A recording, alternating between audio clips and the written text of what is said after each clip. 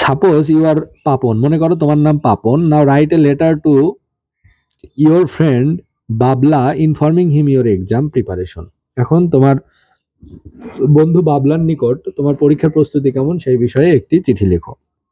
চিঠিটি লেখা হচ্ছে সিরাজগঞ্জ থেকে, তারিখ 22 জুলাই 2014। ডিয়ার বাবলা, প্রিয় বাবলা, হাউ আর ইউ, তুমি কেমন আছো? আই এম সো, আমি মোটামুটি আছি। I am busy with the preparation of the completion examination, অর্থাৎ আমি সমাপনী পরীক্ষার প্রস্তুতি জন্য খুবই ব্যস্ত আছি।